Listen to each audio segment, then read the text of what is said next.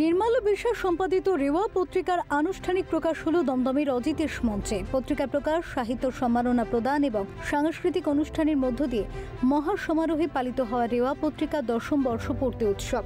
পত্রিকায় যারা কলম ধরেছেন তাদের প্রত্যেককে সম্মাননা প্রদান করা হয়। সারা জীবনের সাহিত্য কর্মের স্বীকৃতিতে ভাষাতাত্ত্বিক পণ্ডিত পবিত্র সরকারকে রেওয়া সাহিত্য রত্ন সম্মান প্রদান করা হয়। পূবালী কাব্যগ্রন্থের জন্য প্রদীপ কুমার আচার্য, চীনা পথের অচেনা ইতিবৃত্ত গল্পগ্রন্থটির জন্য সুপ্তার্ধ, আত্মজাতপতি উপন্যাসটির জন্য অরুণিমা চ্যাটার্জি, ভ্রমণ বৃত্তে বন জঙ্গল গ্রন্থটির জন্য দেবনারায়ণ দাস এবং রেনেসাঁস পত্রিকার সম্পাদনার জন্য অজয় মুখার্জি পেলেন রেওয়া সাহিত্য সম্মান। প্রকাশক সম্মাননা পেলেন অরিত্র প্রকাশনীর অতনু নন্দী এবং সংগঠক সম্মাননা পেলেন সৌরভ বিশাই।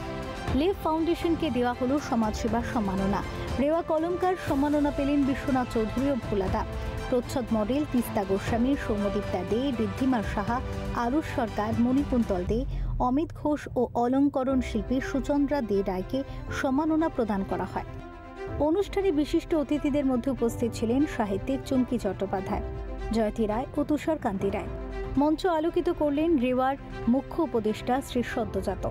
এর পাশাপাশি ছিল সাংস্কৃতিক অনুষ্ঠানও। পাকা দেখা নাটকটি পরিবেশন করেন শিশু শিল্পী আরুষ সরকার ও সৌম্যদীপ্তা দে।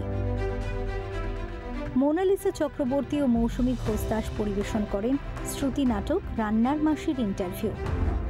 সঙ্গীত পরিবেশন করেন ভোলাদা। যন্ত্রসঙ্গীতে ছিলেন হরজিৎ বৈরাগী ওঝা ও বিশ্বজিৎ সরকার। শর্মিলী বিশ্বাস ও তার ছাত্রছাত্রীবৃন্দ ভারতের বিভিন্ন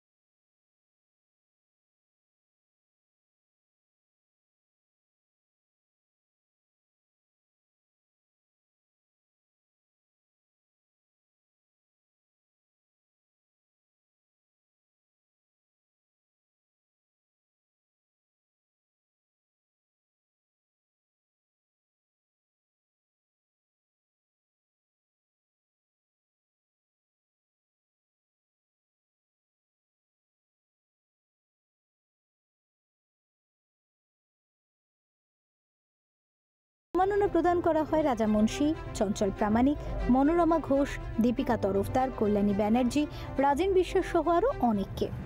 অনুষ্ঠান সঞ্চালনার দায়িত্বে ছিলেন নির্মাল্য বিশ্বাস। রেওয়ার কালচারাল প্রেসিডেন্ট মণিদীপা চক্রবর্তী, সম্পাদক গৌতম দত্ত কুন্তল দে এবং সদস্য দুলাল সুর, শুভ দে, অঞ্জনা ব্যানার্জির উপস্থিতিতে এক কথায় অনুষ্ঠানটি সুন্দর হয়ে ওঠে। এরকম একটা স্পেকটাকুলার যাকে বলা যায়, যে এত বিচিত্র, এত সমৃদ্ধ, আর কত দূর দূর থেকে কবি লেখক তারা এসছেন, তাদের সম্মান করা হচ্ছে, তাদের পেছনে যে বিপুল খরচ এবং আয়োজন, সেটা আমাকে খুব বিস্মিত করে। রেওয়া 10 বছর পূর্তি উৎসব একটা লিটল ম্যাগাজিন থেকে শুরু করে 10 বছর পথ চলা খুব সহজ কাজ নয়। বহু গুণী মানুষ আমাদের সাথে রয়েছেন, গুণী সাহিত্যিক, কবি, এবং রেওয়া শুধুমাত্র একটা পত্রিকা তো নয়, এখানে কবি সাহিত্যিকদের নিয়ে রেওয়া নয়, রেওয়া একটা বৃহত্তর পরিবার।